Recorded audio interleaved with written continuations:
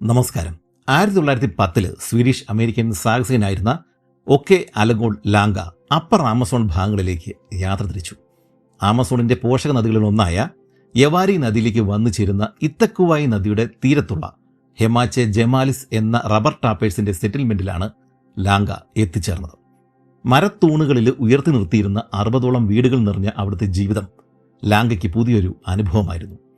വെള്ളപ്പൊക്കം തുടങ്ങിയതോടെ വിദൂര വനങ്ങളിൽ റബ്ബർ വെട്ടിയിരുന്ന ആളുകൾ മടങ്ങി വന്നതോടെ ആ സെറ്റിൽമെന്റിലെ ജീവിതം കൂടുതൽ ദുരിതപൂർണമായി തീർന്നു. അവസാനം ജൂൺ മാസത്തിൽ ആമസോണിലെ ജലനിരപ്പ് താണതോടെ റബ്ബർ ടാപ്പേഴ്സായ സെറിംഗേറൂസ് റബ്ബർ മരങ്ങൾ നിൽക്കുന്ന ഉൾക്കാടുകളിലേക്കുള്ള മടക്കയാത്ര ആരംഭിച്ചു. അവരെ അവിടെ കൊണ്ടെത്തിക്കുവാനുള്ള ഒരു ബോട്ട് ഉടൻ തന്നെ ഹെമാച്ചെ ജമാലിസിൽ എത്തിച്ചേരുമെന്ന് കേട്ടതോടെ അതിൽ കയറിക്കൂടുവാൻ തന്നെ ലാംഗ തയ്യാറെടുത്തു. ഇത്തക്കുവായി നദിയുടെ മുകൾ ഭാഗത്തേക്ക്, അതായത് കൂടുതൽ ഉള്ളിലേക്ക് പോകുവാനാണ് ലാംഗ ഉദ്ദേശിക്കുന്നത്. കൂടാതെ ആ ഭാഗങ്ങളിലെല്ലാം തന്നെ ഒട്ടനവധി സെറ്റിൽമെന്റുകളും റബ്ബർ ധാരാളം നിൽക്കുന്ന കാടുകളുമുണ്ട്. അതെല്ലാം കാണുക, അനുഭവിക്കുക. ഇതൊക്കെയാണ് ഒക്കെ അലഗോഡ് ലാംഗയുടെ പ്രധാന ലക്ഷ്യം. ലാംഗ ഉടൻ തന്നെ ബോട്ടിന്റെ ഉടമയോട് സംസാരിക്കുകയും ബോട്ടിൽ കയറുവാനുള്ള അനുമതി വാങ്ങുകയും ചെയ്തു. അനുമതി കിട്ടിയതോടെ ലാംഗ സാധനങ്ങൾ തയ്യാറാക്കി. അക്കാലത്തെ പ്രശസ്തമായിട്ടുള്ള ഗ്രാഫ്ലെക്സ് ക്യാമറയായിരുന്നു അദ്ദേഹത്തിന്റെ കൈവശം ഉണ്ടായിരുന്നത്. അത്യാവശ്യം വലിപ്പമുള്ള, കൊണ്ടു നടക്കുവാൻ പ്രയാസമുള്ള ഒരു ക്യാമറയായിരുന്നു അത്. കൂടാതെ മറ്റൊരു ലാർജ് വ്യൂ ക്യാമറയും 10 ഡസൻ ഫോട്ടോഗ്രാഫിക് പ്ലേറ്റ്സും ലാംഗ കയ്യിൽ കരുതി. ഇതിന് പുറമെ ആവശ്യമുള്ളത്ര മെഡിക്കൽ ഉപകരണങ്ങൾ, അതായത് സിറിഞ്ചുകൾ, സർജിക്കൽ ബ്ലേഡുകൾ, മലമ്പനിയുടെ അക്കാലത്തെ മരുന്നായിട്ടുള്ള ഖുനൈൻ, അങ്ങനെ സകലതും ബാഗുകളിൽ കുത്തി നിറച്ചു. ആമസോണിന്റെ ഈ വിദൂര മേഖലയിൽ ഇതെല്ലാം കയ്യിൽ കരുതുകയും വേണം, ഉപയോഗിക്കാനായിട്ട് അറിയുകയും വേണം. അല്ലെങ്കിൽ ഈ കാട്ടിൽ കിടന്ന് ജീവൻ വെടിയേണ്ടി വരുമെന്ന് ഉറപ്പാണ്. തന്റെ വിഞ്ചസ്റ്റർ തോക്കുകൾ കൂടാതെ ലൂഗർ ഓട്ടോമാറ്റിക് പിസ്റ്റളും അദ്ദേഹം അരയിൽ തിരികെ. 1ഉം 2ഉം ലോകമഹായുദ്ധങ്ങളിൽ ജർമ്മൻ സൈനികർ പ്രധാനമായിട്ടും ഉപയോഗിച്ചിരുന്ന കൈത്തോക്കാണിത്. സോഡിയ കില്ലർ എന്ന പേരിൽ അമേരിക്കയിൽ അറിയപ്പെട്ടിരുന്ന സീരിയർ കില്ലർ ഉപയോഗിച്ചിരുന്നതും ഇതേ തോക്ക് തന്നെയാണ്. ഇത്തരം അഡ്വഞ്ചറസ് ആയിട്ടുള്ള യാത്രകളൊക്കെ കേൾക്കുവാൻ രസമുള്ള ചരിത്രങ്ങളാണ്. പക്ഷേ അതോടൊപ്പം നമ്മുടെ ജീവിതത്തിൽ മുൻകൂട്ടി പ്രിപ്പയർഡ് ആയിരിക്കേണ്ട ചില സന്ദർഭങ്ങൾ കൂടിയുണ്ട്. ഉദാഹരണത്തിന്, നമുക്കൊരു അസുഖം വന്നാൽ, അത് ചെറുതോ വലുതോ ആകട്ടെ, ഒരു ചെറിയ പനി പിടിച്ച് ഹോസ്പിറ്റലിൽ അഡ്മിറ്റ് ചെയ്താൽ ഒരു കുറഞ്ഞ AC റൂമിന് പോലും 5000 രൂപയൊക്കെ വാടകയായിട്ട് കൊടുക്കേണ്ടി വരും. ഒരു 10 ദിവസത്തേക്ക് രൂപ 1,00,000 പോയി കിട്ടും. ഇനി ബാക്കി ചികിത്സാ ചെലവുകളെക്കുറിച്ച് കൂടി ചിന്തിച്ചു നോക്കുക. ക്യാൻസറോ ഹൃദ്രോഗങ്ങളോ വന്നു കഴിഞ്ഞാൽ 10-30 ലക്ഷം ഒക്കെ ഒറ്റയടിക്ക് മാസങ്ങൾക്കുള്ളിൽ അല്ലെങ്കിൽ ദിവസങ്ങൾക്കുള്ളിൽ നഷ്ടപ്പെട്ടേക്കാം. അതും നിങ്ങളൊരു പ്രവാസിയാണെങ്കിൽ വീടും നാടും ഉപേക്ഷിച്ചിട്ട് വിദേശത്ത് കഷ്ടപ്പെട്ടുണ്ടാക്കുന്ന നിങ്ങളുടെ കുടുംബത്തിന്റെ ഭാവിക്കായി മാറ്റിവെച്ചിരിക്കുന്ന കാശ് മുഴുവനും ഒറ്റയടിക്ക് ഹോസ്പിറ്റലിൽ കൊടുക്കുന്നത് ആർക്കാണെങ്കിലും സഹിക്കാൻ പറ്റില്ല. ഇനി പ്രവാസികളുടെ പ്രായമായ മാതാപിതാക്കളൊക്കെ നാട്ടിലുണ്ടെങ്കിൽ അവർക്ക് പ്രായത്തിൻ്റെതായ രോഗങ്ങളും ഉണ്ടാവാം. അങ്ങനെയുള്ളവർക്ക് നല്ല ചികിത്സ ശരിയായ സമയത്ത് കിട്ടുകയും വേണം. ഇപ്പോൾ 1 രൂപ പോലും ചെലവില്ലാതെ നിങ്ങൾക്കത് സാധിക്കാനുള്ള വഴികളുണ്ട്. ഞാൻ എപ്പോഴും നിങ്ങളോട് പറയുന്നത് പോലെ പ്രവാസികൾ നാട്ടിൽ നിന്ന് നല്ലൊരു ഹെൽത്ത് ഇൻഷുറൻസ് എടുത്തു വെക്കുക. ഇന്ത്യയിൽ നിന്ന് എടുക്കണമെന്ന് പറയുന്നതിന്റെ കാരണം വിദേശത്തെക്കാൾ 35% വരെ കുറഞ്ഞ ചെലവിൽ എടുക്കുവാനായിട്ട് ഇവിടെ പറ്റും എന്നതുകൊണ്ടാണ്. ഇനി എവിടെ നിന്ന് എടുക്കും എന്നതാണ് സംശയമെങ്കിൽ വീഡിയോയുടെ ഡിസ്ക്രിപ്ഷനിലും കമന്റിലും ഒരു ലിങ്ക് നൽകിയിട്ടുണ്ട്. അവിടെ ഇന്ത്യയിലെ പ്രമുഖ കമ്പനികളുടെ പ്ലാനുകളിൽ നിന്ന് നമുക്ക് തന്നെ കമ്പയർ ചെയ്ത് എടുക്കാം. മാസം 800,000 രൂപ മുതൽ തുടങ്ങുന്ന പ്ലാനുകൾ ഉണ്ട്. നിങ്ങൾ നാട്ടിലില്ലെങ്കിലും പ്രായമായ അച്ഛനമ്മമാരുടെ ലാബ് ടെസ്റ്റ്, ഡോക്ടർ അപ്പോയിന്റ്മെന്റ് തുടങ്ങിയവ ലോകത്ത് എവിടെ ഇരുന്നു കൊണ്ടും ബുക്ക് ചെയ്യാനായിട്ട് സാധിക്കുകയും ചെയ്യും. മരുന്നുകൾ വീട്ടിലെത്തിച്ചു കൊടുക്കുന്ന സൗകര്യവുമുണ്ട്. ക്ലെയിം സംബന്ധിച്ച എല്ലാ സഹായങ്ങൾക്കും ഒരു ഡെഡിക്കേറ്റഡ് റിലേഷൻഷിപ്പ് മാനേജറുടെ സഹായവും ഉണ്ടാവും. 30 മിനിറ്റിനുള്ളിൽ ക്ലെയിം സപ്പോർട്ടും കിട്ടും. നാട്ടിലെ മാതാപിതാക്കൾക്ക് പ്രമേഹം, BP പോലുള്ള ഏതെങ്കിലും മുൻകാല രോഗങ്ങൾ ഉണ്ടെങ്കിൽ ആദ്യ ദിവസം മുതൽ ഈ രോഗങ്ങൾക്ക് പരിരക്ഷ നൽകുന്ന പ്ലാനുകൾ എടുക്കുന്നതാണ് നല്ലത്. ഇപ്പോഴാണെങ്കിൽ 25% വരെ ഡിസ്കൗണ്ടും ഉണ്ട്. അതുകൊണ്ട് പ്രവാസികൾ, നിങ്ങൾ അന്യനാട്ടിൽ പോയി കഷ്ടപ്പെട്ടുണ്ടാകുന്ന ക്യാഷ് നഷ്ടപ്പെടരുത് എന്നാണ് ആഗ്രഹമെങ്കിൽ പെട്ടെന്ന് തന്നെ ഡിസ്ക്രിപ്ഷനിലും കമന്റിലും കൊടുത്തിരിക്കുന്ന ലിങ്കിൽ പോയിട്ട് ഒരു ഹെൽത്ത് ഇൻഷുറൻസ് എടുത്തു വെക്കുക. അല്ലെങ്കിൽ സ്ക്രീനിൽ ഇപ്പോൾ കാണുന്ന ഈ QR കോഡ് സ്കാൻ ചെയ്താലും മതി. പിറ്റേന്ന് രാവിലെ തന്നെ തന്റെ സാധനങ്ങളും ചുമന്നുകൊണ്ട് ബോട്ട് ചെട്ടിയിലെത്തിയ ലാംഗെ ശരിക്കും ഞെട്ടിപ്പോയി.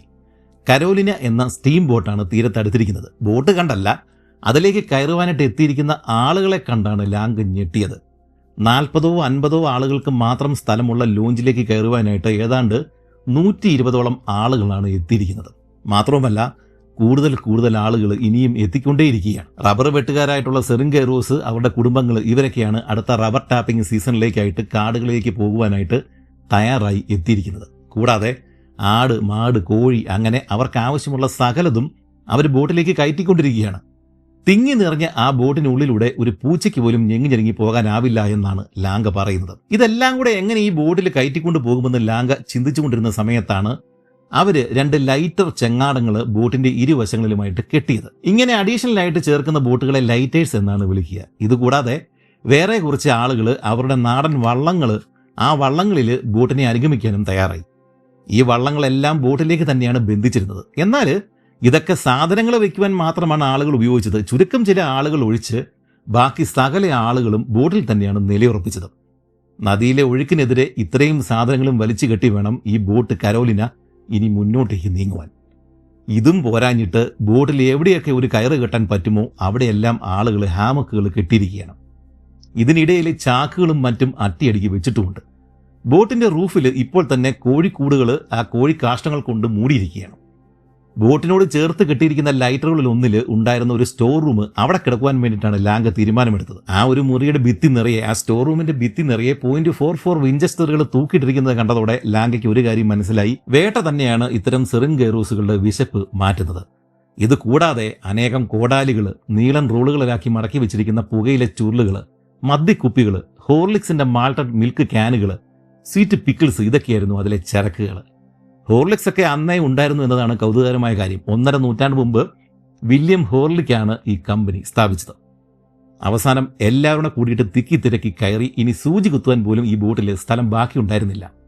ഉച്ച കഴിഞ്ഞ് 2 മണിയോടെ ബോട്ടിന്റെ ഉടമസ്ഥൻ എത്തിച്ചേർന്നു. എഞ്ചിൻ റൂം വരെയും ഉണ്ടായിരുന്ന സകല ആളുകൾക്കും കൈ കൊടുത്ത ശേഷം 10-15 മിനിറ്റുകൾ കൊണ്ടാണ് അദ്ദേഹം തന്റെ റൂമിൽ എത്തിയത്. അവസാനം ബോട്ട് പുറപ്പെടുന്നതിന്റെ സൂചനയായിട്ട് നീണ്ട സൈറൻ മുഴങ്ങി. അപ്പോഴാണ് ബോട്ടിലെ ഒരു പ്രധാന ജോലിക്കാരൻ ഇപ്പോഴും കയറിയിട്ടില്ല എന്ന് ബോട്ട് മുതലാളിക്ക് പിടികിട്ടുന്നത്. അവനെ ബോട്ടിൽ കൊണ്ടുവരാൻ വേണ്ടിയിട്ട് ഈ കൊടുങ്കാട്ടിൽ കിടന്ന് ആ ബോട്ട് ചൂളമടിച്ചത് ഏതാണ്ട് 3/4 മണിക്കൂറാണ്. അവസാനം മദ്യപിച്ച് ആടി ഒരാൾ ബോട്ട് ലക്ഷ്യമാക്കി വലിയ തിരക്കൊന്നും കൂട്ടാതെ നടന്നു വരുന്നത് കാണുവാൻ സാധിച്ചു. അയാളെ ആളുകൾ ഒരു വിധത്തിൽ ബോട്ടിലേക്ക് വലിച്ചു കയറ്റിയതോടെ ആഹ്ലാദാരവങ്ങളും മുഴങ്ങി. ആളുകൾ തോക്കുകൾ ഉയർത്തി ആകാശത്തേക്ക് തുടർച്ചയായിട്ട് വെടിവെക്കുകയും ചെയ്തു. അങ്ങനെ ആ ആമസോൺ ബോട്ട് ഉറക്കത്തിൽ നിന്ന് എഴുന്നേറ്റതുപോലെ സാവധാനം നീങ്ങിത്തുടങ്ങി. ഏതാണ്ട് 2 മണിക്കൂറുകൾക്ക് ശേഷം കരോലിന മറ്റൊരു സെറ്റിൽമെന്റിൽ എത്തിച്ചേർന്നു. ആകെ 2 കുടിലുകൾ മാത്രമാണ് അവിടെ ഉണ്ടായിരുന്നത്. ബോട്ടിലെ സ്റ്റീം എഞ്ചിന് ആവശ്യമായിട്ടുള്ള വിറക്, പ്രത്യേകിച്ച് പനയുടെ തടി, അത് സംഭരിച്ചു വെക്കുകയും അത് ബോട്ട് വരുമ്പോൾ വിൽക്കുകയും ചെയ്തിട്ടാണ് അവർ ജീവിച്ചിരുന്നത്. അവിടെ അധികം തങ്ങാതെ ബോട്ട് വീണ്ടും മുന്നോട്ടേക്ക് നീങ്ങി. ബോട്ടിലെ തിരക്ക് പക്ഷേ അത് ഭീകരമായിരുന്നു. പുറത്തുനിന്ന് നോക്കിയാൽ ആളുകളുടെ ഒരു മല നദിയിലൂടെ ഒഴുകിപ്പോകുന്നത് പോലെയാണ് തോന്നിയിരുന്നത്. ഉച്ചത്തിൽ കരയുന്ന കുട്ടികൾ, കശപിശ വർത്തമാനം പറയുന്ന പെണ്ണുങ്ങൾ, ബോട്ടിനേക്കാൾ കൂടുതൽ പുക തുപ്പിക്കൊണ്ടിരിക്കുന്ന പുരുഷന്മാർ, ആകെ കൂടി വലിയൊരു ബഹളമാണ് നദിയിലൂടെ നീങ്ങിക്കൊണ്ടിരിക്കുന്നത്. ഇതിനിടെ തീരത്ത് വീണ് കിടന്നിരുന്ന ഒരു കൂറ്റൻ മരം ലാങ്കയുടെ ശ്രദ്ധയാകർഷിച്ചു. ഒരു കാലത്ത് ആമസോൺ വനത്തിൽ തലയെടുപ്പോടെ നിന്ന് അനേകം പക്ഷികൾക്കും മൃഗങ്ങൾക്കും തണലായിരുന്ന ആ വൃക്ഷവയോധികൻ ഇപ്പോൾ കടപുഴകി വീണ് കിടക്കുകയാണ്. അതിനെ ഒരു കാലത്ത് ചുറ്റിവരിഞ്ഞു കിടന്നിരുന്ന വള്ളികളൊക്കെ ഇപ്പോൾ ഉണങ്ങി തുടങ്ങിയിരിക്കുന്നു. മില്യൺ കണക്കിന് ഉറുമ്പുകളും മറ്റ് ചെറുജീവികളും അങ്ങോട്ടും ഇങ്ങോട്ടും ഇപ്പോഴും ഓടിക്കളിക്കുന്നുണ്ട്. അടുത്ത വെള്ളപ്പൊക്കത്തിനോ അല്ലെങ്കിൽ ശക്തിയേറിയ ഒരു കാറ്റ് വീശിയാലോ ആ വൃക്ഷം നദിയിലേക്ക് വഴുതി വീഴും. ശക്തിയേറിയ ഒഴുക്കിൽപ്പെട്ട് ആ മരം താമസിയാതെ പല കഷ്ണങ്ങളായി ചിന്നിച്ചിതറും. എങ്കിലും ആ കൂറ്റൻ തടി അപ്പോഴും അവശേഷിക്കും. അവസാനം അത് ഒഴുകി അവനേക്കാൾ പ്രായമേറിയ ബൃഹത്തായ ആമസോൺ നദിയിൽ എത്തിച്ചേരും. പിന്നെ കടൽ ലക്ഷ്യമാക്കി നീണ്ട ഒരു യാത്രയാണുള്ളത്. ഇതിനിടെ ചിലപ്പോൾ ഇതുപോലുള്ള മരങ്ങൾ അടിഞ്ഞുകൂടി പുതിയൊരു ദ്വീപ് തന്നെയും ഉടലെടുത്തേക്കാം. അല്ലെങ്കിൽ ഏതെങ്കിലും തീരത്ത് ചെന്നടിഞ്ഞ് അവിടെ കിടന്ന് നാമാവിശേഷമായേക്കാം. അതുമല്ലെങ്കിൽ പല കഷ്ണങ്ങളായി ചിന്നിച്ചിതറി ആ യാത്ര അറ്റ്ലാന്റിക്കിലാവും അവസാനിക്കുക.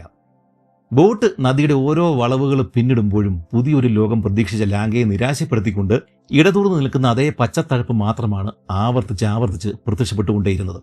എങ്കിലും മരത്തലപ്പുകളിൽ പ്രത്യക്ഷപ്പെടുന്ന വിവിധ വർണ്ണങ്ങളിലുള്ള പക്ഷികളും മരങ്ങളെ അപ്പാടെ കുലുക്കിക്കൊണ്ട് തീരങ്ങളിൽ പ്രത്യക്ഷപ്പെടുന്ന അനേകതരം കുരങ്ങുകളും ലാങ്കയ്ക്ക് കൗതുകമുണ്ടാക്കി. ഇത്തരം കാഴ്ചകളൊക്കെ വിസ്മയകരമായിരുന്നു. എങ്കിലും 44 ഡിഗ്രി അത്രത്തോളം ഉയർന്ന ചൂട് അസഹനീയമായിരുന്നു. കൊടും കാടാണ്, ശുദ്ധവായുവാണ്, അതിനാൽ രാത്രി നന്നായിട്ട് ഉറങ്ങാമെന്നാണ് നമ്മിൽ പലരും കരുതുന്നത്. എന്നാൽ ഇത്തരം മഴക്കാടുകളിൽ ഹ്യൂമിഡിറ്റി ഏതാണ്ട് 100% വരും. അതുകൊണ്ട് തന്നെ നമുക്ക് അസുഖകരമായിട്ടുള്ള ഒരു ഫീലിംഗാണ് രാത്രി ഉണ്ടാവുക. ഇതേ കാരണങ്ങൾ കൊണ്ട് തന്നെ പനി പോലുള്ള അസുഖങ്ങൾ പെട്ടെന്ന് പിടിക്കാനുള്ള സാധ്യതയും കൂടുതലാണ്. ബോട്ടിലും ലൈറ്ററുകളിലും ആളുകൾ തിങ്ങി നിറഞ്ഞിരിക്കുന്നത് കൊണ്ട് തന്നെ കൊതുക് വല കെട്ടാനുള്ള സൗകര്യമൊന്നും ലാങ്കയ്ക്ക് കിട്ടിയതുമില്ല. ലാങ്ക ഹാമക്ക് കെട്ടിയിരുന്ന തൂണിൽ വേറെ 6 ആളുകൾ കൂടി കട്ടിലുകൾ കെട്ടിയിട്ടുണ്ടായിരുന്നു. അതുകൊണ്ട് തന്നെ 7 ജോഡി കാലുകൾ ഒരേ സ്ഥലത്ത് തന്നെ തട്ടിയും മുട്ടിയും കെട്ടിപ്പിണിഞ്ഞുമാണ് കിടന്നിരുന്നത്. ലാങ്കയുടെ ഏറ്റവും അരികിൽ ഒരു ബ്രസീലിയൻ വനിതയാണ് കിടന്നിരുന്നത്. അവൾ തുടർച്ചയായിട്ട് പുകവലിക്കുന്നുണ്ടായിരുന്നു. ബോട്ടിന്റെ കൂടെ കെട്ടിവലിക്കുന്ന ലൈറ്ററിലാണ് ലാങ്ക കിടന്നിരുന്നത് എന്നതുകൊണ്ട് തന്നെ വിശാലമായ ആകാശ ദൃശ്യം കണ്ടുകൊണ്ടാണ് അദ്ദേഹം രാത്രി കഴിച്ചു കൂട്ടിയത്. താൻ മുമ്പ് കണ്ടു പരിചയമുള്ള നക്ഷത്രങ്ങളെ ആമസോണിയൻ ആകാശത്ത് വീണ്ടും കണ്ടെത്തുക എന്ന രസകരമായ പണിയാണ് ലാങ്ക രാത്രികാലങ്ങളിൽ ഹാമക്കിൽ കിടന്നുകൊണ്ട് ചെയ്തുകൊണ്ടിരുന്നത്. നമ്മൾ ത്രിശങ്കു എന്നും തെക്കൻ കുരിശെന്നും വിളിക്കുന്ന ക്രക്സ് എന്ന നക്ഷത്ര രാശി ലാങ്കയ്ക്ക് പുതിയതായിരുന്നു. BC 4-ാം നൂറ്റാണ്ട് വരെ ഇംഗ്ലണ്ടിൽ നിന്ന് പോലും കാണാൻ സാധിക്കുമായിരുന്ന ത്രിശങ്കു നക്ഷത്ര രാശി ഇന്ന് ദക്ഷിണാർദ്ധഗോളത്തിൽ മാത്രമാണ് കാണപ്പെടുന്നത്. എന്നാൽ മുമ്പ് കണ്ട് പരിചയമുള്ള നക്ഷത്ര രാശിയായിട്ടുള്ള സപ്തർഷി മണ്ഡലത്തിന്റെ ഒരു ഭാഗം ചക്രവാളത്തിന്റെ ഒരുപാട് താഴെ കാണാമായിരുന്നു. അതിന്റെ ഭൂരിഭാഗവും മരത്തലപ്പുകൾക്കിടയിൽ മറഞ്ഞിരുന്ന രീതിയിലായിരുന്നു കാണപ്പെട്ടത്. ഇത്തരം യാത്രികരുടെ പുസ്തകങ്ങളിലെ ഇതുപോലുള്ള വിവരണങ്ങൾ വളരെയധികം പ്രാധാന്യമർഹിക്കുന്നതാണ്. ഉത്തരാർദ്ധ ഗോളത്തിൽ വ്യക്തമായി കാണുന്ന സപ്തർഷി മണ്ഡലം അവ്യക്തമായിട്ട് ആകാശത്തിന് കീഴെ മരങ്ങൾ മറയ്ക്കുന്ന രീതിയിൽ ലാങ്ക കണ്ടുവെന്ന് പറയുമ്പോൾ അദ്ദേഹം ഭൂമധ്യരേഖയ്ക്ക് തൊട്ടരികിൽ ആമസോണിന്റെ ഏറ്റവും വടക്ക് ഭാഗത്തുള്ള ഏതോ ഒരു സ്ഥലത്താണ് ഉള്ളതെന്ന് നമുക്ക് ഊഹിക്കാൻ സാധിക്കും. ഭൂമിയുടെ കറക്കത്തിന്റെ പ്രത്യേകതകൾ കാരണം വരും നൂറ്റാണ്ടുകളിൽ ഒരുപക്ഷെ ഇതേ സ്ഥലത്തു നിന്നും അത് കാണുവാൻ സാധിച്ചെന്നും വരില്ല. അതുകൊണ്ട് ഒരു യാത്രാ വിവരണത്തിൽ ഇത്തരം കുറിപ്പുകളുടെ പ്രാധാന്യം വളരെ വലുതാണ്. സൂര്യൻ ഏതാ, ചന്ദ്രൻ ഏതാ, വടക്കേതാ, തെക്കേതാ എന്നൊന്നും തിരിച്ചറിയാനാവാതെ യാത്രയാണെന്നും പറഞ്ഞ് നടക്കുന്നവർക്ക് ഇതൊക്കെ ബോറിങ്ങും വലിച്ചു നീട്ടലും ഒക്കെ ആയിട്ട് തോന്നും. ഇങ്ങനെ അന്നത്തെ രാത്രി യാത്ര ചെയ്തുകൊണ്ടിരുന്നപ്പോൾ താൻ അതിരുകളില്ലാത്ത ഇരുട്ടിന്റെ ഒരു മഹാസാഗരത്തിൽ ഒഴുകി നടക്കുന്നത് പോലെയാണ് ലാങ്കയ്ക്ക് തോന്നിയത്. ഇതിനിടയിൽ ഒഴുകി നടക്കുന്ന കൂറ്റൻ തടികൾക്കിടയിലൂടെ പരുക്കുകൾ പറ്റാതെ ബോട്ട് നിയന്ത്രിക്കുന്നത് എത്രത്തോളം സാഹസിക നിറഞ്ഞ ജോലിയാണെന്ന് ലാങ്ക ചിന്തിച്ചു. 1 മൈൽ ദൂരം പോലും ആ നദി നേരെയല്ല ഒഴുകുന്നത്. ഓരോ വളവിനും അപ്പുറം എന്താണെന്ന് ഊഹിക്കുവാൻ പോലും സാധ്യമല്ല. കൂടാതെ വളവ് തിരിയുമ്പോൾ ബോട്ട് എതിർവശത്തെ തീരത്തോട് ചേർന്നാണ് തിരിക്കുന്നത്. അല്ലെങ്കിൽ പുറകെ വടങ്ങളിൽ കെട്ടിവലിക്കുന്ന തടി വള്ളങ്ങൾ വളവിലെ സാൻഡ് ബാറുകളിൽ തട്ടി മറിയുവാൻ സാധ്യതയുണ്ട്. ചുറ്റിനും കനത്ത ഇരുട്ടായിരുന്നതുകൊണ്ട് തന്നെ ബോട്ട് ഒരു തടാകത്തിലൂടെ പോകുന്നത് പോലെയാണ് തോന്നുക. എന്നാൽ ഇടയ്ക്കിടെ ഉണ്ടാകുന്ന മിന്നൽ വെളിച്ചത്തിൽ തീരത്തുള്ള നിബിഡ വനം കാണുവാൻ സാധിക്കുന്നത് കൊണ്ട് മാത്രമാണ് ബോട്ട് ഒരു നദിയിലൂടെയാണ് നീങ്ങുന്നതെന്ന് നമുക്ക് മനസ്സിലാക്കാൻ സാധിക്കുക. തൊട്ട് താഴെ വെള്ളത്തിലൂടെ നീങ്ങുന്നത് തടിയാണോ മുതലയാണോ എന്നൊന്നും പെട്ടെന്ന് തിരിച്ചറിയാൻ സാധിക്കില്ല. തീർത്തും നിശബ്ദമായ ഈ യാത്രയിൽ ഭയപ്പെടുത്തുന്ന മറ്റൊന്ന് ഹൗളർ മങ്കികളുടെ ഭീകരമായ കൂവലാണ്. 10-15 കുരങ്ങുകളുടെ ഗ്രൂപ്പുകളായി നടക്കുന്ന ഹൗളർ മങ്കികൾ രാവിലെയും വൈകിട്ടുമാണ് കിലോമീറ്ററുകൾ ദൂരം വരെയും കേൾക്കുന്ന ഭീകരമായ കൂവൽ ശബ്ദം ഉണ്ടാക്കുന്നത്. കൂടാതെ സ്വന്തം ടെറിട്ടറിയിലെ മറ്റ് കുരങ്ങ് ഗ്രൂപ്പുകൾ കടന്നാലും ഇവറ്റകൾ ഭീകരമായ ശബ്ദമുണ്ടാക്കും. ഈ ശബ്ദം കേട്ട് പരിചയമില്ലെങ്കിൽ നമ്മൾ നന്നായി ഭയക്കുക തന്നെ ചെയ്യും. അങ്ങനെ ദിവസങ്ങൾക്ക് ശേഷം ബോട്ട് പോർട്ടോ അലേഗ്രി എന്നു പേരുള്ള ഒരു ബോട്ട് ചിട്ടിയിൽ അടുത്തു. ഇതേ പേരിൽ സദേൺ ബ്രസീലിൽ വലിയൊരു നഗരം വേറെയുണ്ട്. പക്ഷേ ഈ പോർട്ടോ അലേഗ്രിയിൽ ആകെ ഒരേ ഒരു വീട് മാത്രമാണ് ഉണ്ടായിരുന്നത്. അതൊരു റബ്ബർ എസ്റ്റേറ്റ് നടത്തുന്ന ആളിൻ്റേതായിരുന്നു. റബ്ബർ തോട്ടങ്ങളെ സെറീഗ എന്നാണ് വിളിച്ചിരുന്നത്. കഴിഞ്ഞ 7 മാസങ്ങളായി ഒരൊറ്റ ബോട്ട് പോലും അടുത്തിട്ടില്ലാത്ത സ്ഥലമായിരുന്നു അത്. അതുകൊണ്ട് തന്നെ അവിടെ താമസിച്ചിരുന്ന ആളിന് ബോട്ടും ആളുകളും കണ്ടപ്പോഴേക്കും വലിയ സന്തോഷമാകുകയും ചെയ്തു.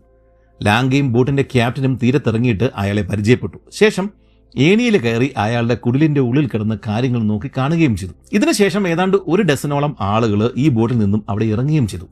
ഇനി അവരെല്ലാം ഈ 1 കൊല്ലം മുഴുവൻ ഇവിടെ താമസിക്കുകയും കാട്ടില് അയാൾ കണ്ടെത്തി വെച്ചിരിക്കുന്ന റബ്ബർ മരങ്ങൾ വെട്ടുകയും ചെയ്യും. ബോട്ട് ആ തീരം വിട്ട് അകന്നു പോകുന്ന സമയം പുതുതായിട്ട് തീരത്തിറങ്ങിയ ആളുകൾ കത്തിച്ച വലിയ ആഴി അകലെ നിന്ന് പോലും ലാങ്കയ്ക്ക് വ്യക്തമായിട്ട് കാണാമായിരുന്നു. ഇതുപോലെ പല ദിവസങ്ങളിലായി ഒട്ടനവധി ചെറിയ ചെറിയ സെറ്റിൽമെന്റുകൾ സന്ദർശിച്ചാണ് ബോട്ട് മുന്നോട്ട് നീങ്ങിയിരുന്നത്. ഇത്തരം സെറ്റിൽമെന്റുകൾ അടുക്കുമ്പോഴേക്കും ആളുകൾ തോക്കുകൾ ഉയർത്തിയിട്ട് തങ്ങളുടെ വരവ് അറിയിച്ചുകൊണ്ട് ആകാശത്തേക്ക് വെടിയുതിർക്കും. അതുപോലെ തന്നെ തീരങ്ങൾ വിട്ടു പോകുമ്പോഴും ഇത്തരം കരിമരുന്ന് കലാപ്രകടനങ്ങൾ പതിവായിരുന്നു. വലിയ ആഴമേറിയ ശക്തിയേറിയ ഒഴുക്കുള്ള നദികളുടെ റിവർ ഡൈനാമിക്സിൽ ഒരു പ്രത്യേകതയുണ്ട്. ഇത്തരം നദികളുടെ തീരത്തോട് ചേർന്ന് പല സ്ഥലങ്ങളിലും ജലം സാവധാനം എതിർദിശയിലായിരിക്കും ഒഴുകുന്നത്. ഒട്ടനവധി വളവുകളുള്ള പാറകളും മറിഞ്ഞു വീണ് കിടക്കുന്ന മരങ്ങളും ധാരാളമുള്ള നദികളുടെ തീരത്തോട് ചേർന്ന് കിടക്കുന്ന വശങ്ങളിലാണ് ഇത്തരം എതിരൊഴുക്കുകൾ കാണപ്പെടുക. വളവുകളും പാറകളും കാരണം ധാരാളം ചുഴികൾ രൂപപ്പെടുന്നത് കൊണ്ടാണ് ഇത് സംഭവിക്കുന്നത്. ലാങ്കയുടെ ഈ ബോട്ടിന്റെ കരോലിന ബോട്ടിന്റെ പൈലറ്റ് ഈ എതിരൊഴുക്ക് പ്രയോജനപ്പെടുത്തുവാൻ വേണ്ടിയിട്ട് നദിയുടെ തീരത്തോട് വളരെയധികം ചേർന്നാണ് ബോട്ട് ഓടിച്ചിരുന്നത്. ഇത് കാരണം തീരത്ത് നിന്ന് നദിയിലേക്ക് ചാഞ്ഞു കിടക്കുന്ന മരങ്ങളുടെ ശാഖകൾ പലപ്പോഴും ബോട്ടിന്റെയും കൂടെയുള്ള ചങ്ങാടങ്ങളുടെയും വള്ളങ്ങളുടെയും മുകളിൽ ശക്തിയേറിയ പ്രഹരം സമ്മാനിക്കാറുണ്ട്. ഈ അടിയേറ്റ് ചാക്കുകളും കോഴിക്കൂടുകളും ചിലപ്പോൾ ആളുകൾ തന്നെയും വെള്ളത്തിലേക്ക് വീഴുന്നത് പതിവ് കാഴ്ചയായിരുന്നു. ഒരു ദിവസം ഇത്തരം ഒരു അടിയേറ്റിട്ട് നമ്മുടെ ലാങ്ക തന്നെ തൊട്ടടുത്ത് കിടക്കുന്ന ആളിന്റെ ദേഹത്തേക്ക് മറിഞ്ഞു വീഴുകയാണ് ഉണ്ടായത്. ഭാഗ്യം കൊണ്ടാണ് അന്ന് അദ്ദേഹം വെള്ളത്തിൽ വീഴാതിരുന്നത്. ഇത്തരമൊരു പണി കിട്ടിയതുകൊണ്ട് തന്നെ പിന്നീടുള്ള രാത്രികളിൽ ലാംഗയ്ക്ക് ശരിക്കും ഉറങ്ങുവാൻ പോലും സാധിച്ചില്ല. ഇതിനിടെ ഈ കരോലിന ബോട്ട് പല സെറ്റിൽമെന്റ്സിലും നിർത്തുന്നുണ്ടായിരുന്നുവെങ്കിലും ഇറങ്ങുന്ന ആളുകളെക്കാൾ കൂടുതൽ ആളുകൾ ബോട്ടിലേക്ക് കയറുന്നുമുണ്ടായിരുന്നു. അതുകൊണ്ട് തന്നെ ബോട്ടിനുള്ളിലെ തിരക്കിന് യാതൊരുവിധ കുറവും ഉണ്ടായില്ല. ഇതിനിടെ ഒരു ദിവസം വൈകുന്നേരം ബോവ വിസ്ത എന്നു പേരുള്ള ഒരു സെറ്റിൽമെന്റിൽ ബോട്ട് എത്തിച്ചേർന്നു. ബോട്ടിലെ സ്റ്റീം എഞ്ചിന് ആവശ്യമായിട്ടുള്ള പനവിറക് ശേഖരിക്കുന്നതിന് വേണ്ടിയിട്ട് ആളുകൾ തീരത്തേക്ക് ഇറങ്ങി. പെട്ടെന്ന് വിറകെടുത്തുകൊണ്ടിരുന്ന ആളുകൾ നാലുപാടും ചിതറി ഓടുന്നതാണ്.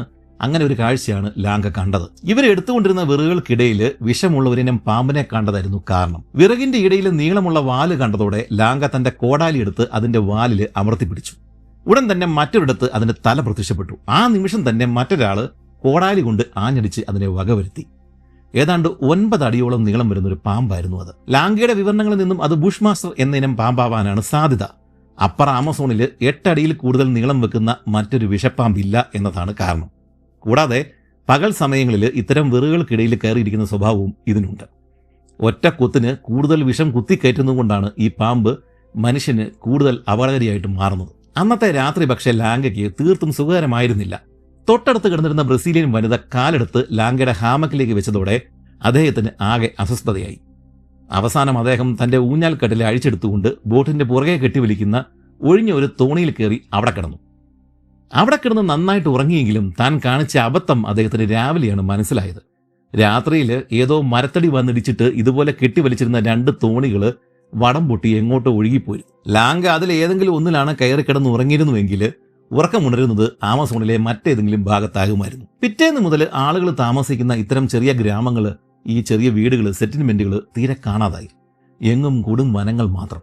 ഒരേ കാഴ്ചകൾ തന്നെ കണ്ട് ആളുകൾ മടുത്തു തുടങ്ങി. ഈ ഭാഗത്തുള്ള വനപ്രദേശങ്ങൾ കുറച്ചുകൂടി ഉയർന്ന ഭൂമിയിലാണ് ഉണ്ടായിരുന്നത്. അതിനാൽ വെള്ളപ്പൊക്കം എല്ലാ ഭാഗങ്ങളെയും ബാധിച്ചിരുന്നില്ല. അതുകൊണ്ട് തന്നെ മൃഗങ്ങളുടെ എണ്ണവും ഈ ഭാഗങ്ങളിൽ കൂടുതലായിരുന്നു. അവസാനം നോവ അരോര എന്ന ഒറ്റക്കുടിൽ സെറ്റിൽമെന്റിൽ ബോട്ട് എത്തിച്ചേർന്നു. ആ കുടിലിന്റെ മുറ്റത്ത് അനേകം ജാഗ്വാറുകളുടെ തൊലി ഉണക്കുവാനിട്ടിട്ടുണ്ടായിരുന്നു. ഇതുകൂടാതെ ഇത്തരം ബോട്ടുകളിൽ വരുന്നവർക്കായിട്ട് ഇറച്ചി പാകപ്പെടുത്തി കൊടുത്താണ് ആ കുടിലിന്റെ ഉടമസ്ഥനും കുടുംബവും കഴിഞ്ഞിരുന്നത്. ലാംഗയും കൂട്ടരും ചെല്ലുമ്പോഴേക്കും അവർ വലിയൊരു ടൈപ്പറിനെ വെടിവെച്ച് പാകപ്പെടുത്തി വെച്ചിട്ടുണ്ടായിരുന്നു. ചുരുക്കത്തില് ഇനി അങ്ങോട്ടേക്ക് ബിഗ് ഗെയിം ഹണ്ടിങ്ങിന് പറ്റിയ സ്ഥലങ്ങളാണ് ഉള്ളത്. റോസ്റ്റ് ചെയ്ത ടൈപ്പർ മാംസം ലാംഗ ആദ്യമായിട്ട് അവിടെ നിന്നുമാണ് കഴിച്ചത്. കുറച്ച് മധുരമുള്ള ബീഫ് കഴിക്കുന്നത് പോലെ എന്നാണ് അദ്ദേഹം എഴുതിയിരിക്കുന്നത്.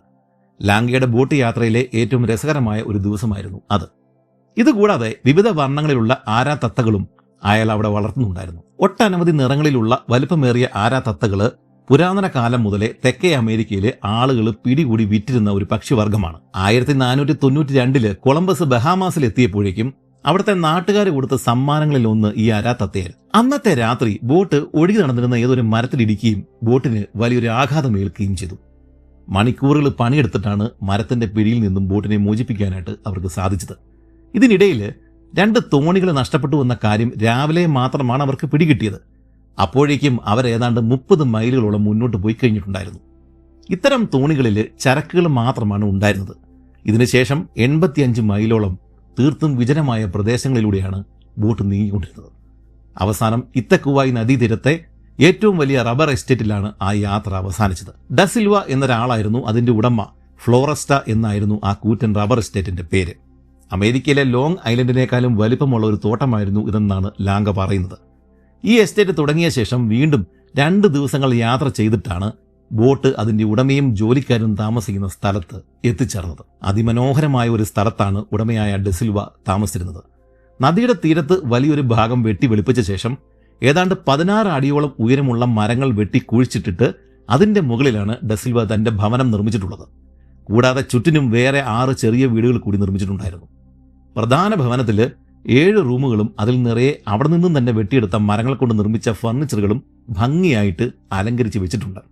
ഇതുകൂടാതെ ഓഫീസ് കാര്യങ്ങൾക്കായിട്ട് മറ്റൊരു മരക്കെട്ടിടവും അവിടെ തന്നെ ഉണ്ടായിരുന്നു. അക്കാലത്തെ കൊള്ളാവുന്ന ഒരു നഗരത്തിൽ നിന്നും ഏതാണ്ട് 100 കണക്കിന് കിലോമീറ്ററുകൾ അകലെ ആമസോണിന്റെ തീർത്തും ഉള്ളിലായിട്ടാണ് മിസ്റ്റർ ഡെസിൽവ ഇതെല്ലാം നിർമ്മിച്ചു വെച്ചിട്ടുള്ളത് എന്നതാണ് ലാംഗയെ ഞെട്ടിച്ചത്. അദ്ദേഹത്തിന്റെ സെക്രട്ടറി മരീഞ്ഞ എന്ന പേരുള്ള ഒരാളായിരുന്നു ഓഫീസിൽ ആ സമയം ഉണ്ടായിരുന്നത്. ബോട്ട് 24 മണിക്കൂറെങ്കിലും ഫ്ലോറസ്റ്റയിൽ കിടക്കേണ്ടി വന്നു. കാരണം ബോട്ടിലുണ്ടായിരുന്ന ചരക്കുകളിൽ ഭൂരിഭാഗവും ഇവിടെ തന്നെയാണ് ഇറക്കിയിരുന്നത്. ഒട്ടനവധി റബ്ബർ ടാപ്പേഴ്സും കുടുംബങ്ങളും ഇവിടെയാണ് യാത്ര അവസാനിപ്പിച്ചത്. കുറച്ചു കാലം തന്റെ തോട്ടങ്ങളിൽ ചിലവഴിക്കുവാനും വേട്ടകളിൽ പങ്കുചേരുവാനായിട്ട് ഡെസിൽവ ലാംഗയെ ക്ഷണിച്ചു. എന്നാൽ ബോട്ട് 2 ദിവസങ്ങൾ കൂടി യാത്ര ചെയ്തിട്ട് ബ്രാങ്കോ നദി വരെയുമാണ് പോകുന്നത്.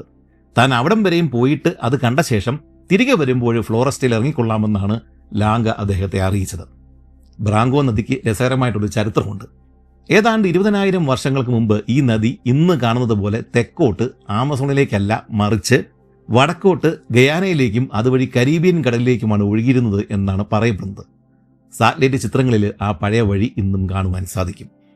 അങ്ങനെ അന്ന് വൈകുന്നേരം ബോട്ട് ഫ്ലോറസ്റ്റയിൽ നിന്നും ബ്രാങ്കോ റിവർ ലക്ഷ്യമാക്കി യാത്ര തിരിച്ചു. ഈ യാത്രയിലാണ് ആമസോൺ ഒക്കെ അലഗോഡ് ലാംഗയെ ശരിക്കും പിടികൂടിയത്. പൊടുന്നനെ ബാധിച്ച പനിയിൽ അദ്ദേഹത്തിന്റെ ശരീരം തണുത്ത് വിറയ്ക്കുവാനായിട്ട് തുടങ്ങി. കുറച്ച് ദിവസങ്ങളായിട്ട് ചെറിയൊരു അസ്വസ്ഥത തോന്നുന്നുണ്ടായിരുന്നുവെങ്കിലും ഇത്രയും വലിയ പനിക്കുള്ള ഒരുക്കമായിരുന്നു അതെന്ന് ലാംഗയ്ക്ക് പിടികിട്ടിരുന്നില്ല. അക്കാലത്ത് യവാരി നദിയുടെ തീരങ്ങളിൽ ഇത്തരം അസുഖങ്ങൾ വ്യാപകമായിരുന്നു. ഇതിൽ മലേറിയയും മഞ്ഞപ്പനിയും വൈറ്റമിൻ B1 കുറവുകൊണ്ടുണ്ടാകുന്ന ബെർബറി എന്ന രോഗവും ഒക്കെ ഉൾപ്പെടും. ഇതിനെല്ലാം കൂടെ കൂടിയിട്ട് നാട്ടുകാർ യവാരി ഫീവർ എന്ന ഒറ്റ പേരിലാണ് വിളിച്ചിരുന്നത്. ലാംഗയ്ക്ക് വന്നത് മലമ്പനി ആവാനാണ് സാധ്യത. സിങ്കോണ മരത്തിന്റെ തൊലിയിൽ നിന്നും ഉണ്ടാക്കുന്ന ഔഷധമായിട്ടുള്ള ക്വിനൈൻ ധാരാളം അകത്താക്കുക എന്നത് മാത്രമായിരുന്നു അക്കാലത്ത് ഇതിന് കൈക്കൊണ്ടിരുന്ന ഏക പ്രതിരോധ മാർഗം. ആമസോണിലെ സകല പനി രോഗങ്ങൾക്കും പ്രതിവിധിയായിട്ട് വിവിധ ഗോത്ര വിഭാഗങ്ങൾ സിങ്കോണ മരത്തിന്റെ തൊലി ചതച്ച നീര് ഉപയോഗിച്ചിരുന്നതായിട്ട് 1630 ഈ ഭാഗങ്ങളിൽ എത്തിച്ചേർന്ന ജെസ്യൂട്ട് മിഷണറിമാർ കണ്ടെത്തുകയും അവര് അതിന് പ്രചാരം കൊടുക്കുകയും ചെയ്തു. 1820 ഈ മരത്തിന്റെ തൊലിയിലടങ്ങിയ ക്വിനൈന് വേർതിരിച്ച് എടുത്തത്. ഒക്കെ അലഗോഡ് ലാംഗ തന്റെ ബാഗുകളിൽ ക്വിനൈന്റെ 100 കണക്കിന് ഡോസുകൾ കരുതിയിട്ടുണ്ടായിരുന്നു. അതൊക്കെയും ഇപ്പോൾ അദ്ദേഹത്തിന് ഗുണപ്പെടുകയാണ് ഉണ്ടായത്. ബോട്ടിന്റെ പുറകിൽ കെട്ടിയിരുന്ന ഒരു ഊഞ്ഞാൽ കട്ടിലിൽ ഒരു ശവത്തെ പോലെയാണ് ലാംഗ കിടന്നിരുന്നത്. പാതിരാത്രിയിലാണ് പനിയുടെ ശക്തി കുറയുക. പക്ഷേ ആ സമയം ക്ഷീണിതനായിട്ട് കിടക്കുന്ന ലാംഗയ്ക്ക് ഒന്ന് തലയുയർത്തി നോക്കുവാനുള്ള ശേഷി പോലും ഉണ്ടായിരുന്നില്ല. ഇതിനിടയിൽ ഒരു വളവ് തിരിഞ്ഞ ബോട്ട് എവിടെയോ ചെന്നിടിക്കുകയും സകലരും മറിഞ്ഞു വീഴുകയും ചെയ്തു. ബോട്ട് മറിയാനായിട്ട് പറ്റിയ സമയം തന്നെയാണല്ലോ ഇതെന്നാണ് ലാംഗ മനസ്സിലോർത്തത്. വെള്ളത്തിൽ വീണാൽ ഒന്ന് നീന്തുവാനുള്ള ശേഷി പോലും തൽക്കാലം അദ്ദേഹത്തിനില്ല. എന്തായാലും ബോട്ട് ഒരു വിധത്തിലാണ് അപകടത്തിൽ നിന്നും രക്ഷപ്പെട്ടത്. പിറ്റേ ദിവസം ബോട്ട് ബ്രാങ്കോ നദിയിൽ എത്തിച്ചേർന്ന ഉടൻ തന്നെ ആളുകൾ ലാംഗയെ കോരിയെടുത്ത് തീരത്തുള്ള ഒരു കുടിലിൽ എത്തിച്ചു. സത്യത്തിൽ മരിച്ചു പോയാൽ കുഴിച്ചിടാനുള്ള സൗകര്യത്തിനാണ് അവരത് ചെയ്തത്. കുറച്ച് കഴിഞ്ഞപ്പോഴേക്കും ബോട്ട് ബ്രാങ്കോ നദിയിലേക്ക് പോകുന്ന ശബ്ദം ലാംഗ കേട്ടു.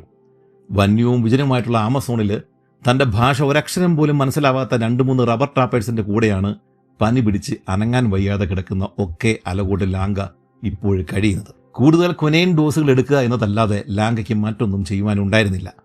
അന്ന് വൈകുന്നേരം ലാംഗ കിടക്കുന്ന ഹാമക്കിന്റെ തൊട്ടരികിൽ മറ്റൊരു ഊഞ്ഞാൽക്കടലിൽ ഒരു ബാലനെ ആരോ കൊണ്ടുവന്ന് കിടത്തി. കുറച്ച് കഴിഞ്ഞപ്പോഴേക്കും മറ്റൊരു റബ്ബർ ടാപ്പറേയും രണ്ടാമത്തെ വശത്തുള്ള ഹാമക്കിലും ആരൊക്കെയോ കൊണ്ടെത്തിച്ചു. അവർ 2 പേർക്കും ലാംഗയ്ക്കുള്ളതുപോലെ തന്നെ ശക്തമായ പനിയായിരുന്നു ഉണ്ടായിരുന്നത്. 3 പേരും രാത്രിയിൽ മാറി മാറി നിലവിളിച്ചാണ് ആ ചെറിയ കുടിലിന്റെ ഉള്ളിൽ കിടന്നത്. ഓരോരുത്തർക്കും മറ്റുള്ളവരുടെ നിലവിളിയിൽ നിന്നും അയാൾ മരിച്ചിട്ടില്ല എന്ന് മാത്രം പിടികിട്ടുന്നുണ്ടായിരുന്നു. രാത്രിയിൽ കുടിലിന്റെ അകത്ത് പാമ്പുണ്ട് എന്നും പറഞ്ഞ് പനി പിടിച്ച് കിടക്കുന്ന മുതിർന്ന റബ്ബർ ടാപ്പർ നിലവിളിച്ചു. അയാൾക്ക് പനി കൂടി എന്തൊക്കെയോ കിനാവുകൾ കാണുകയാണ്. രാവിലെ 6 മണിയോടെ അയാളും അന്നേ ദിവസം വൈകുന്നേരത്തോടെ ആ ബാലനും മരണപ്പെട്ടു. താനും അധിക ദിവസങ്ങൾ പോവില്ല എന്ന് തന്നെ ലാംഗയ്ക്ക് തോന്നി. മരിച്ച 2 പേരും കുടിലിന്റെ പുറത്ത് താൻ വരുന്നതും നോക്കി നിൽക്കുന്നതായിട്ട് പലപ്പോഴും അദ്ദേഹത്തിനും അനുഭവപ്പെട്ടു തുടങ്ങി. ആ രീതിയിൽ കുറച്ച് ദിവസങ്ങൾ കിടന്നതോടെ താൻ മരിക്കില്ല എന്ന് ലാംഗയ്ക്ക് പിടികിട്ടി. അദ്ദേഹത്തിന്റെ ആരോഗ്യം സാവധാനം മെച്ചപ്പെട്ടു. 2 കാലിൽ എഴുന്നേറ്റ് നിൽക്കുവാൻ സാധിച്ചതോടെ താൻ രക്ഷപ്പെട്ടുവെന്ന് ലാംഗയ്ക്ക് മനസ്സിലായി. ഇനിയും ഈ നരകത്തിൽ കിടക്കുവാനായിട്ട് അദ്ദേഹത്തിന് സാധിക്കുമായിരുന്നില്ല. തന്നെയും തന്റെ സാധനങ്ങളെയും ഒരു വള്ളത്തിൽ കയറ്റിയിട്ട് തിരികെ ഡസിലുവയുടെ ഫ്ലോറസ്റ്റയിൽ എത്തിക്കുവാനായിട്ട് അദ്ദേഹം അവിടെ ഉണ്ടായിരുന്ന ആളുകളോട് ആവശ്യപ്പെട്ടു. ഇനിയും പനി വന്നാൽ താൻ ഇവിടെ കിടന്ന് ചാകുമെന്ന് ലാംഗയ്ക്ക് ഉറപ്പായിരുന്നു. അങ്ങനെ പിറ്റേ ദിവസം അതിരാവിലെ തന്നെ അവർ ഒരു തോണിയിൽ ലാംഗയെ ഫ്ലോറസ്റ്റയിൽ കൊണ്ടെത്തിക്കുകയും ചെയ്തു. ലാംഗയെ സാധനങ്ങളോടൊപ്പം കടവിൽ വിട്ട ശേഷം അവർ മടങ്ങി. നേരം വെളുത്തു വരുന്നതേയുള്ളൂ. ജലനിരപ്പിൽ ഇപ്പോഴും കോടമഞ്ഞ് തളം കെട്ടി നിൽപ്പുണ്ട്. നദിയുടെ വളവിലുള്ള ചെറിയൊരു മണൽക്കൂനയിൽ 100 കണക്കിന് ആമസോൺ ആമകൾ അനങ്ങാതെ ഇരിപ്പുണ്ട്. Yellow spotted Amazon river turtle, പിന്നെ giant South American river turtle എന്നിങ്ങനെ 2 തരം ആമകളാണ് ഇവിടെയുള്ളത്. ഫ്രാൻസിസ്കോ ഓറിയാന ആമസോൺ നദിയിലൂടെ പോയ സമയത്ത് തീരത്തുള്ള ആളുകൾ ഇത്തരം ആമകളെ വളർത്തുന്നത് കണ്ടതായിട്ട് രേഖപ്പെടുത്തിയിട്ടുണ്ട്. നൂറ്റാണ്ടുകളായി ആമസോൺ നിവാസികളുടെ ജീവൻ നിലനിർത്തുന്ന ജീവികളാണ് ആമസോൺ റിവർ ടർട്ടിലുകൾ. ആ തീരത്ത് നിന്നാൽ ഡിസൽവയുടെ വീടും മറ്റ് തോട്ടങ്ങളും തൊഴിലാളികളുടെ വീടുകളും ഒക്കെ കാണാമായിരുന്നു. മരങ്ങൾ വെട്ടിത്തെളിച്ചുണ്ടാക്കിയ ആ ചെറിയ സെറ്റിൽമെന്റിനും അപ്പുറം ഇടതിങ്ങിയ വനമാണ് ഉള്ളത്. ഇക്കൂട്ടത്തിൽ സ്വാഭാവികമായിട്ട് റബ്ബർ മരങ്ങൾ മാത്രം നിലനിൽക്കുന്ന കാടുകളും ഡസിൽവ വെച്ചുപിടിപ്പിച്ച റബ്ബർ തോട്ടങ്ങളുമുണ്ട്. അവിടെയുള്ള ജോലിക്കാരെ വളർത്തുന്ന ചില കന്നുകാലികൾ നദിയുടെ തീരത്തുള്ള പുൽമേട്ടിലൂടെ മേയുന്നത് മനോഹരമായ ഒരു കാഴ്ചയായിരുന്നു. തനിക്കിനിയും തിരിച്ചറിയുവാൻ സാധിക്കാത്ത ഒട്ടനവധി ആമസോൺ പക്ഷികളുടെ പാട്ടുകളും മൂളലുകളും ഒക്കെ കേട്ടുകൊണ്ടാണ് ലാങ്ക ഗ്രാമത്തിലേക്ക് നടന്നത്. ആളുകൾ സാവധാനം എഴുന്നേറ്റ് തുടങ്ങിയിട്ടുണ്ട്. ലാങ്ക നടന്നു വരുന്നത് ഡസിൽവയുടെ സെക്രട്ടറി മരീഞ്ഞെ കാണുകയും അദ്ദേഹത്തെ ഡസിൽവയുടെ വീട്ടിലേക്ക് കൂട്ടിക്കൊണ്ടുപോവുകയും ചെയ്തു. നല്ലൊരു മുറിയും പുതിയൊരു ഹാമക്കുമാണ് അദ്ദേഹം ലാങ്കയ്ക്ക് നൽകിയത്. അന്നത്തെ പ്രഭാത ഭക്ഷണത്തിൽ ഇത്തക്കുവായി നദിയിലെ മീൻ പൊരിച്ചതും ടൈപ്പറിന്റെ ഇറച്ചി പാകപ്പെടുത്തിയതും ബ്ലാക്ക് കോഫിയുമാണ് ഉണ്ടായിരുന്നത്. ശേഷം ഉച്ചവരെയും ലാങ്ക കിടന്ന് ഉറങ്ങിപ്പോയി. ഉച്ചഭക്ഷണത്തിന് ബീഫും ഫരീഞ്ഞയും ചോറും ബ്ലാക്ക് ബീൻസും ടർട്ടിൽ സൂപ്പുമാണ് വിളമ്പിയത്. ഇതെല്ലാം ഉപ്പില്ലാതെയാണ് ഉണ്ടാക്കിയിരുന്നത്. കൂടാതെ സകലത്തിലും ഫരീഞ്ഞ പൊടിയും ഇട്ടിരുന്നു. അതിനാൽ ഒരു വിധത്തിലാണ് ലാങ്ക അതെല്ലാം കഴിച്ചത്. ഇതിനുശേഷം സെക്രട്ടറി മരീഞ്ഞ ലാങ്കയെ അടുത്തുള്ള ഒരു കുടിലിലേക്ക് കൂട്ടിക്കൊണ്ടുപോയി. വഴിയിൽ വെച്ച് മാർക്കസ് എന്നൊരാളെ അയാൾ ലാങ്കയ്ക്ക് പരിചയപ്പെടുത്തി കൊടുത്തു. അയാൾ ലാങ്കയും കൂട്ടിക്കൊണ്ട് മറ്റൊരു ഹട്ടിലേക്ക് കയറി ചെന്നു. അതിന്റെ ഉള്ളിൽ കൊതുക് വല കൊണ്ട് മൂടി ഒരു ഹാമക്കില് 30-45 വയസ്സും പ്രായം തോന്നിക്കുന്ന ഒരു സ്ത്രീ കിടപ്പുണ്ടായിരുന്നു. അവള് ഒരു രോഗിയാണെന്ന് മുഖം വിളിച്ചു പറയുന്നുണ്ട്. അവര് തുണി കൊണ്ട് മൂടി വെച്ചിരുന്ന തന്റെ ഒരു കൈ ഈ ലാങ്കയെ കാണിച്ചു കൊടുത്തു. ഇൻഫെക്ഷൻ ബാധിച്ച് ഡാർക്ക് റെഡ് നിറത്തിലായിരുന്നു ആ കൈയുടെ ഭാഗം കാണപ്പെട്ടത്. 3 ആഴ്ചകൾക്ക് മുമ്പ് ഒരു മരത്തിന്റെ തടിക്കിടയിൽപ്പെട്ട് ചതഞ്ഞു പോയതാണ് ആ കയ്യ്. നീര് വന്നു വീർത്ത ആ കരം അതൊരു കൈയാണോ എന്ന് പോലും തിരിച്ചറിയാൻ സാധിക്കാത്ത വിധത്തിലാണ് ഇരിക്കുന്നത്. മാംസം ഏതാണ്ട് എല്ല് വരെയും ചീഞ്ഞ് ദ്രവിച്ചു പോയിട്ടുണ്ട്. ഞെട്ടിപ്പോയ ലാങ്ക ഉടൻ തന്നെ വെളിയിൽ കിടക്കുകയും തന്നെ എന്തിനാണ് ഇത് കാണിച്ചതെന്ന് മാർക്കസിനോട് ചോദിക്കുകയും ചെയ്തു. അവരെ ട്രീറ്റ് ചെയ്യുവാനായിട്ട് ലാങ്ക സഹായിക്കണമെന്നാണ് മാർക്കസ് പറയുന്നത്. അതായത് അവരുടെ കരം അപ്പാടെ മുറിച്ചു മാറ്റണം. താൻ സ്വയം കുറച്ച് ചികിത്സയൊക്കെ നടത്തുമെന്നല്ലാതെ ഒരു സർജറി ഒന്നും ചെയ്യില്ല എന്ന് ലാങ്ക അറിയിച്ചുവെങ്കിലും മാർക്കസ് അത് കേട്ടതായിട്ട് ഭാവിച്ചില്ല. ഇവിടെ ഒരു ഡോക്ടർ പോലുമില്ല. അതുകൊണ്ട് ആ സ്ത്രീ മരണപ്പെട്ടേക്കാം. അതുകൊണ്ട് തന്നെ ഒരു പരീക്ഷണം നടത്തുന്നതിൽ തെറ്റില്ല എന്നാണ് മാർക്കസ് പറയുന്നത്. ലാങ്കയുടെ സാധനങ്ങളുടെ കൂട്ടത്തിൽ സർജിക്കൽ നൈഫുകളും കണ്ടതുകൊണ്ടാവണം മാർക്കസ് ഇത്തരത്തിൽ സംസാരിക്കുന്നത്. താൻ വന്ന ഹെമാച്ച ജമാലി സെറ്റിൽമെന്റിൽ ഒരു ഡോക്ടർ ഉള്ള കാര്യം ലാങ്ക ഓർമ്മിപ്പിച്ചു. എന്നാൽ ഒരാൾ തോണിയിൽ തുഴഞ്ഞു പോയിട്ട് ഡോക്ടറെയും കൊണ്ട് തിരികെ എത്തുവാനായിട്ട് കുറഞ്ഞത് 18 ദിവസങ്ങളെങ്കിലും എടുക്കും. അതുവരെയും ഈ സ്ത്രീ ജീവിച്ചിരിക്കില്ല എന്ന് ഉറപ്പാണ്. അതോടെ ലാങ്ക ധർമ്മസങ്കടത്തിലായി. ആ കരം അറുത്ത് മാറ്റിയില്ലെങ്കിൽ അവർ മരിക്കുമെന്ന് ഉറപ്പാണ്. അവസാനം രണ്ടും കൽപ്പിച്ചിട്ട് സർജറി ചെയ്യുവാനായിട്ട് തന്നെ ലാങ്ക തീരുമാനിച്ചു. ഒരു ജീവൻ രക്ഷിക്കുവാൻ പറ്റിയാൽ അതാണ് ഏറ്റവും വലിയ കാര്യം. അങ്ങനെ ആമസോൺ ഉൾവനത്തിലെ ആ കിരാത സർജറിക്കായിട്ട് അവർ തയ്യാറായി. ആ സെക്രട്ടറി എവിടെ നിന്നും ഒരു ഹാക്സോ, ഒരു അറക്കവാള്, കൈകൊണ്ട് അറക്കുന്ന ഒരു വാള് എടുത്തുകൊണ്ടുവന്നു. മൃഗങ്ങളുടെ തുകല് സ്റ്റഫ് ചെയ്യുവാനും മറ്റുമായിട്ട് ഒട്ടനവധി ലായനികൾ ലാങ്ക കൂടെ കൊണ്ടുവന്നിട്ടുണ്ടായിരുന്നു. അതുകൊണ്ട് തന്നെ ബ്ലേഡിലെ തുരുമ്പ് കളഞ്ഞ് അത് വൃത്തിയാക്കി എടുക്കാനായിട്ട് അയാൾക്ക് സാധിച്ചു. അതുൾപ്പെടെയുള്ള സകല ഉപകരണങ്ങളും തീയിൽ കാണിച്ച് ചൂടാക്കിയെടുത്തു. ഇതിനിടെ ആ സ്ത്രീയുടെ ഭർത്താവിനോട് ലാങ്ക അനുവാദം ചോദിച്ചിരുന്നു. അവൾ മരിക്കുമെന്ന് ഉറപ്പിച്ചതാണ്. നിങ്ങൾ എന്ത് ചെയ്താലും അതിൽ കൂടുതലൊന്നും സംഭവിക്കില്ല, എന്നാൽ രക്ഷപ്പെടുമെന്നാണ് എൻ്റെ മനസ്സ് പറയുന്നത്. ഇതായിരുന്നു അയാളുടെ പ്രതികരണം. ലാങ്കയും കൂട്ടരും സർജറിക്കുള്ള തയ്യാറെടുപ്പുകൾ ചെയ്യുമ്പോൾ ഇതെല്ലാം കണ്ടുകൊണ്ട് ആ സ്ത്രീ പുക വലിച്ചുകൊണ്ട് ഒരു മൂലയിൽ ഇരിപ്പുണ്ടായിരുന്നു. അവരെ നിലത്ത് തുണി വിരിച്ച് അതിലേക്ക് കിടത്തി. മുറിക്കുവാൻ പോകുന്ന കൈയുടെ കീഴെ കൂടുതൽ തുണികൾ തിരികെ വെച്ചു. ഇതേ സമയം ഇതെല്ലാം കണ്ടുകൊണ്ട് അവരുടെ ഭർത്താവും 3 കുട്ടികളും തൊട്ടടുത്ത് തന്നെ നിൽപ്പുണ്ടായിരുന്നു. കൈ പോയാലും അമ്മ രക്ഷപ്പെടും, ജീവിക്കും എന്ന പ്രതീക്ഷയിലാണ് അവരുള്ളത്. അവർ വളർത്തുന്ന നായയും ഒരു തത്തയും രംഗത്തിന് സാക്ഷികളായിട്ട് അവിടെ തന്നെ നിലയുറപ്പിച്ചിരുന്നു. ഇതിന്റെ കൂടുതൽ വിവരണം ഞാൻ നൽകുന്നില്ല. കത്തി എല്ലിൽ തൊട്ടപ്പോൾ തന്നെ അവരുടെ ബോധം മറഞ്ഞു പോയതുകൊണ്ട് തന്നെ ബാക്കി കാര്യങ്ങൾ വൃത്തിയായിട്ട് തന്നെ ചെയ്യുവാനായിട്ട് ലാങ്കയ്ക്ക് സാധിച്ചു. അതാണ് ഏറ്റവും വലിയ കാര്യം. അവസാനം കൈ അറുത്ത് മാറ്റുകയും അവിടുത്തെ മാംസം സൂചി ഉപയോഗിച്ചിട്ട് തുന്നിക്കെട്ടി വെക്കുകയും ചെയ്തതോടെ കിരാതമായ ആ ഓപ്പറേഷൻ അവസാനിച്ചു.